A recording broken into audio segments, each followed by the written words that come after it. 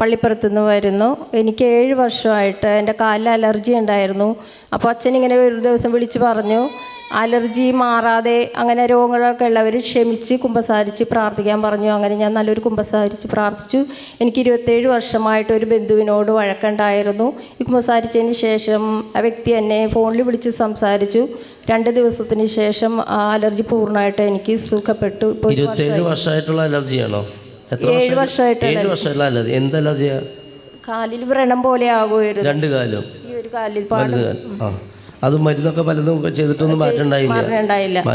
Doctor പറഞ്ഞത് അതൊരു കാല് പൊട്ടി ഇൻഫെക്ഷൻ ആയപ്പോൾ ഒരു ബാക്ടീരിയ കയറിയിട്ടുണ്ട്, അത് മാറാൻ സാധ്യതയില്ലെന്നാണ് ഡോക്ടർ പറഞ്ഞത്.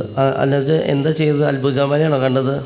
അത്ഭുത ജമാല കണ്ടുകൊണ്ടിരിക്കുമ്പോൾ അച്ഛൻ ഇങ്ങനെ വിളിച്ചു പറഞ്ഞു, ഇങ്ങനെ മാറാത്ത രോഗങ്ങളുള്ളവർ ക്ഷമിച്ച് നല്ല കുമ്പസാരം നടത്താൻ പറഞ്ഞു. അപ്പൊ ചേച്ചിക്ക് ഒരാളോട് വെറുപ്പുണ്ടായിരുന്നത് ക്ഷമിച്ചു. 27 വർഷമായി വെറുപ്പ് അല്ലേ? അപ്പൊ അത് ക്ഷമിച്ച് പ്രാർത്ഥിച്ചതിന് ശേഷം കുമ്പസാരിച്ച് ആളെന്നെ ഫോണിൽ വിളിച്ച് വിളിച്ചപ്പോൾ സംസാരിച്ചപ്പോൾ എൻ്റെ തലേന്ന് എന്തോ ഇറങ്ങിപ്പോണ പോലെ തോന്നി. 2 ദിവസത്തിന് ശേഷം ആ കാല് പൂർണ്ണമായിട്ട് സുഖപ്പെട്ട് ഇപ്പോൾ 1 വർഷമായി.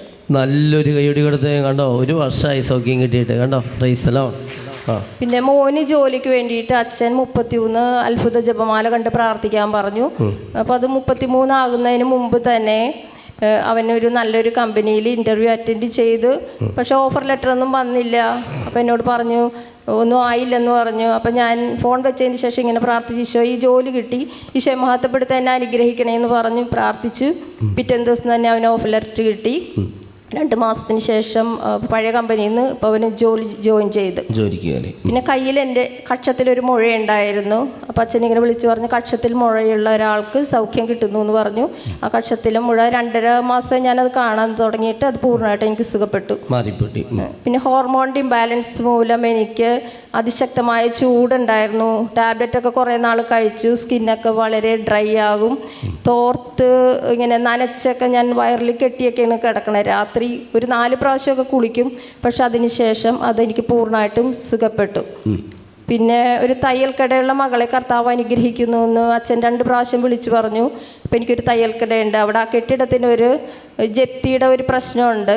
അപ്പോൾ അത് മാറേണ്ടി വരും എന്നുള്ളൊരവസ്ഥയുണ്ടായി. അപ്പോൾ കിട്ടിയ അനുഗ്രഹങ്ങൾ വോയിസ് ഇടാമെന്ന് ഞാൻ വിചാരിച്ചു. പിന്നെ ഞാൻ അവിടെ നിന്ന് ആലോചിച്ച് വന്ന് പറയാമെന്ന് വിചാരിച്ചു. ആ കടയിൽ നിന്നിട്ട് ഇങ്ങനെ മനസ്സിലോർത്ത് അന്ന് ബാങ്കിൽ നിന്ന് മാനേജർ വന്നിട്ട് പറഞ്ഞു, ഇപ്പോൾ ജപ്തി എന്തെങ്കിലും വന്നേണെങ്കിൽ നിങ്ങൾ ബാങ്കിലേക്ക് വാടക കൊടുത്തിട്ട് അത് തുടരാമെന്ന് പറഞ്ഞു. ഇത്രയും വലിയ അനുഗ്രഹങ്ങൾ ചെയ്തു തന്ന ഈശോയ്ക്ക് കരങ്ങളടിച്ച് നമുക്ക് നന്ദി പറയാം. Praise the Lord. കണ്ടോ, ക്ഷമിച്ച് പ്രാർത്ഥിച്ചപ്പോൾ കിട്ടിയ വലിയ അനുഗ്രഹമാണ്. അപ്പോൾ അത്ഭുതങ്ങളുടെ ജപമാലയിൽ നമ്മൾ വിളിച്ചു പറയുന്ന ഓരോ കാര്യങ്ങളും മെസ്സേജുകളും ഓരോരുത്തരും വളരെയധികം ശ്രദ്ധിക്കുന്നുണ്ട് കേട്ടോ. അതിലാണ് വിളിച്ചു പറഞ്ഞ് മാറാത്ത രോഗങ്ങളൊക്കെ മാറണമെങ്കിൽ ക്ഷമിച്ച് പ്രാർത്ഥിക്കുക, തുറന്ന് കുമ്പസാരിച്ച് പ്രാർത്ഥിക്കുക. ആദ്യ ഈശോ നമ്മളോട് പറയുന്നത് അനുരഞ്ജിതരായി തീരുക, അത് ദൈവമായിട്ട് അനുരഞ്ജിതരായി തീരുക, വ്യക്തികളായിട്ട് അനുരഞ്ജിതരായി തീരുക, ക്ഷമിക്കുക, ക്ഷമ ചോദിക്കുക, എളിമപ്പെടുക, രമ്യതപ്പെടുക.